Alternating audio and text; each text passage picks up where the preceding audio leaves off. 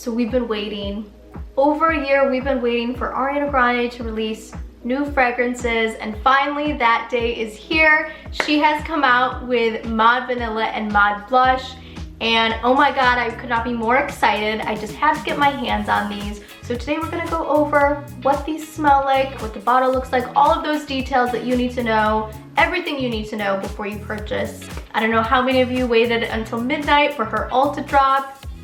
I did. So I'm super excited. We're gonna see, are these two new fragrances worth it? Just because these are my opinions does not mean that they are yours. So, little disclosure, let's just get right into it. Ariana Grande has hit us with some perfume gems over the years. There was the original Ari, Sweet Like Candy, obviously Cloud, To Know It Is to Love It, and one of my favorites is Ariana Grande Rem as well. Honestly, the standard is really, really high for an Ariana Grande fragrance, which is why it's such a hyped up release for me. I'm always a little nervous whenever I order a new perfume from Ariana Grande because how can she top this? Can she ever top this? I don't know. This one is just too good. Between this one and Rem, I mean, they're just fantastic scents. So I'm really excited to see where these line up, kind of in the Ariana Grande fragrance ranking. Okay, so we finally have it. It's in our hands, thank God. Ariana Grande's Mod Vanilla. And let's talk about this just exterior packaging here. Kind of a weird bottle. Looks like a weird little egg. Ariana Grande's done some unusual things with her bottles. The whole Cloud situation with the Cloud perfume was a little unusual. She went with a bit of an unusual idea here. Honestly, the top is a bit difficult to take off, and it could potentially get dirty if you wear a lot of makeup or anything. I don't know, could get little grimy fingerprints on the top of this. So not the most practical packaging, but who cares? If the scent's amazing, we don't care, we're all in. Here I have the 3.4 ounce bottle. I believe this is actually the only size you can get. So if you go in with this perfume, you kind of commit to it. That's a pretty large bottle, especially if you are really into fragrance. This is $68, so 3.4 ounce, $68, and I can't wait any longer. We need to just get into the scent. And this one, honestly, I'm a really big fan of it so far. When I first sprayed it, because I've had it for a few hours now, I was a little underwhelmed by it, but now, as I've been wearing this one today and as the scent dries down, I'm really, really into this one.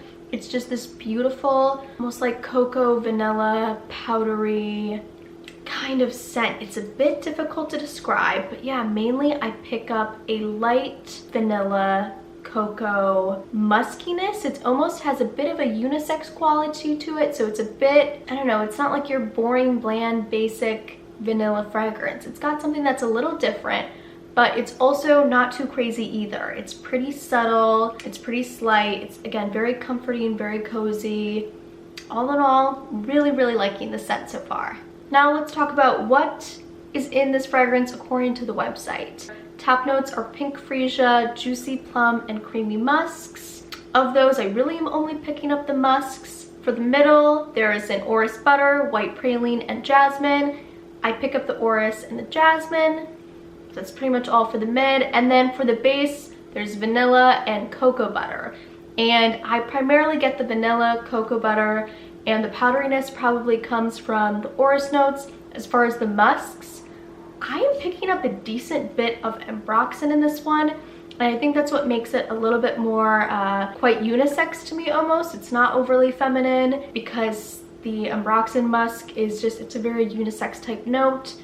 And I don't know if I'm crazy, but I am picking it up. But yeah, overall, it's just like this beautiful, light, kind of powdery vanilla. It's sort of romantic and soft and subdued, and something about it, as you're wearing this one, it kind of, you know, you feel kind of angelic after a few hours. Like after it settles and dries down, I would say maybe 30 minutes in, you kind of just feel like this sweet little angel vibe. So I think she did a good job of making this very soft and romantic and creamy and sweet. I don't think any one note in here is too screechy.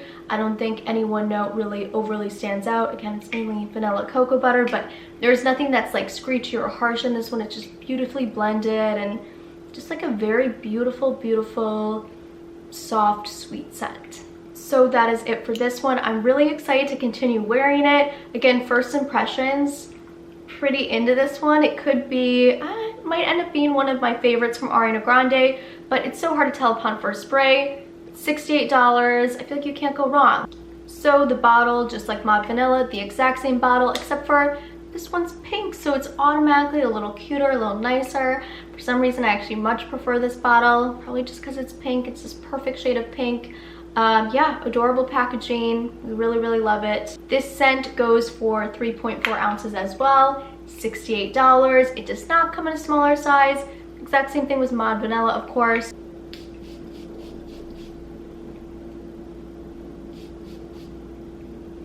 I mean, this is a completely different scent than Maud Vanilla. It's much fruitier. To me, it's still super heavy in the ambroxan.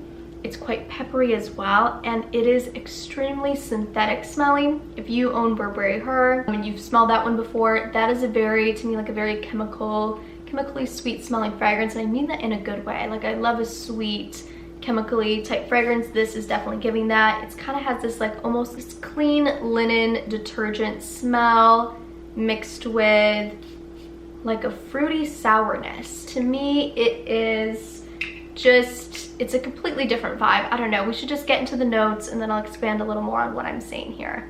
Okay, so this one is categorized as an amber woody fragrance. Top notes, they're saying passion fruit, bergamot, bright raspberry, pink pepper. Definitely picking up the pink pepper and the raspberry. Kind of gives it that little bit of a synthetic, like almost kind of slightly plasticky type of smell that I'm speaking on. Middle notes, dewy magnolia, rose petals, juicy pear. I do pick up a little bit of the rose and a little bit of the pear as well. And then base, ambrox, dreamwood, and radiant musks. Yeah, I'm picking up heavy ambroxan on this one as well. And overall, like I had said, this is a bit of a strange one. When you have these kind of like plasticky, playful, youthful type scents, sometimes when you smell them, or even when you smell them on yourself, they don't smell the same as when you smell them coming off someone else. Anyway, it's not giving this pink magical dreamland, little fairy tale dream world like I was hoping. There's a sourness to it. I can't tell what note it comes from. It's not quite as beautifully blended as Maud Vanilla. I think this one is really fun. It's really youthful. Synthetic smelling, but not in a bad way. It smells really, really good overall, but I was kind of hoping for like this beautiful pink magical dreamland, kind of like what she did with Ari or Sweet Like Candy or something like that. But still an interesting one, quite fruity, quite musky. Definitely check this one out still, and I'm very curious to hear what other people have to say about Maud Blush. Okay, so that is it for me. Do we take the pink pill? Do we take the white pill?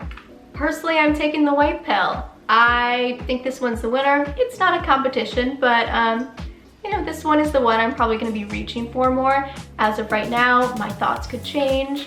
For me, it's the white pill.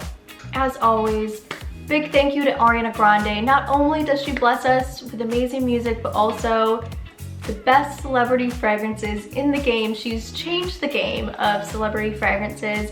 Absolutely killed it. Will we ever find one that reigns supreme over Ariana Grande Cloud? You know, maybe we have. We'll see. To some, I could see these two kind of competing. I'd love to hear your thoughts if you have them already. And as always, thank you all so much for watching, and I will see you in my next video.